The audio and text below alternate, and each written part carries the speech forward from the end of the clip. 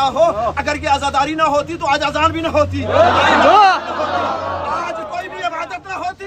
یہ عزاداری یہ سید الشہداء کا صدقہ ہے کہ کئی خونی دریا ہم عبور کر کے یہاں پہ پہنچے ہیں. اگر آپ کو مٹنے نہیں دیا تو اسی ماتم نے نہیں مٹنے دیا. اگر ہم مجلس میں تو جس کو اعتراض ہی نہیں ہے، آؤ نمازی ہے تو اذان میں کھڑا ہو، ماتمیوں کے صف پہ کھڑا ہو. ضروری نہیں ہے کہ وہ بہت لمبا چوڑا ماتم کرے، لیکن یہ کہ نواخانوں سے دور نہ ہو، عزاداری کے جلوس میں دور نہ ہو. جس دن یہ جلوس بند ہو گیا اس دن آپ کی تبلیغ رک جائے گی. آپ کی تبلیغ ہے یہ آپ نکلے ہوئے ہیں، باہر نکلے ہوئے ہیں، سینے پہ آپ ہاتھ مار رہے ہیں. یہ آپ حسین ابن علی کے لشکر کے سپاہی ہیں، لشکر کے سپاہی ہیں، اپنے سینے پہ ہاتھ مار کے. لہٰذا میں یہ کہا کرتا ہوں، دیتا ہے صدا ماتم شبیر پہ خطرے، اس پہ شفاعت کا طلبگار بھی تو ہے. کیوں اتنا حسد ہے تجھے شبیر کے غم سے؟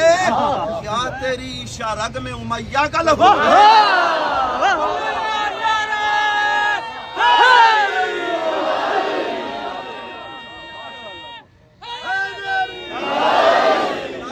خوبصورت لگائے لیکن کس نعرے میں مطمئن نہیں ہوتا ہوں. نعرہ شرما کے وہ لگائے جس کا پیر کمزور ہو، مرشد کمزور ہو. ہمارا پیر علی ہے، نعرہ بلند لگائے.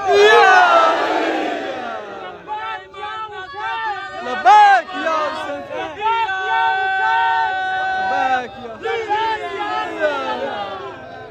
لبیک یا رسول اللہ، لبیک یا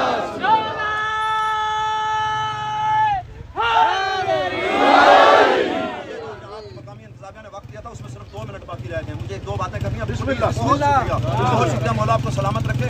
ہاں اگر کسی کو یہ غلط فہمی ہو نا کہ ہمارے اوچے ہتھکنڈوں سے حسین کا ماتم رک جائے گا، حسین کی عزاداری رک جائے گی، یہ جلوس اس کے لیے ہم نے بڑی قربانیاں دی ہیں. اس عزا کے لیے اس کو اپنی تن من دن کے لیے ہم قربان کرنے کے لیے تیار ہیں.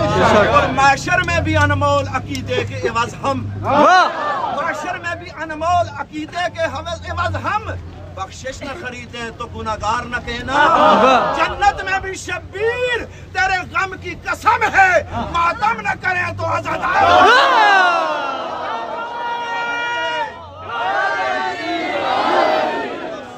یہ دستے ماتمی، یہ نواخانی، یہ دستے ماتمی، یہ نواخانی، ان کی حفاظت ضروری ہے، ان کی حفاظت ضروری ہے. مجھے شاہ صاحب نے کہا تھا کہ سفر محرم کے مصائب پڑھے نا. میں آج عزاداروں کی عظمت بتانا چاہتا ہوں. میں مصائب میں بھی نواخانوں کی عظمت اور عزاداروں کی عظمت بتانا چاہتا ہوں. ہمارے بعض افراد و تفرید کے شکار بندے عزادار کو عجیب نگاہ سے دیکھتے ہیں. میں کہتا ہوں عزادار ہے ہی وہی جو نمازی ہے، اور نمازی بھی وہی صحیح ہے جو مولا کا عزادار ہے. مولا کا عزادار ہے. تیری نماز کہاں کی نہ رہتی اگر سید الشہداء قربانی نہ دیتے. لہٰذا افراد و تفرید کی طرف نہ جائے. 2 جملے مجھے کہنے دیں. میں عزادار کی عظمت پہ جملہ کہنا چاہتا ہوں. مرحوم حضرت آیت اللہ سید مہدی بحرالعلوم جو صاحب کرامات گزرے ہیں، خاندان بحرالعلوم نجف اشرف میں آج تک مشہور ہے. کہتے ہیں کہ انہوں نے منت مانی کہ میں نجف سے جاتا ہوں کربلا، نجف سے کربلا جاتا ہوں، پاپیادہ جاتا ہوں نجف سے کربلا. گئے اور حلقہ بنا لیا، ساتھ میں ان کے جو شاگردان تھے، اور آہستہ آہستہ جو ان کا طریقہ تھا اس سے وہ ماتم کرنے لگے.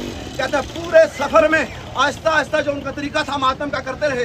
جیسے ہی کربلا کے نزدیک آئے تو ان کا امامہ گر گیا، گریبان چاک ہو گیا، آستینیں الٹ گئیں، اور بے تحاشا جذبات میں آ کے ماتم کرنے لگے. کہنے لگے آپ آیت اللہ ہیں، آپ کو جہد ہیں، گریا کریں، ماتم جو علماء کا طریقہ ہے اس طریقے سے کریں. یہ کیا ہو گیا آپ کو؟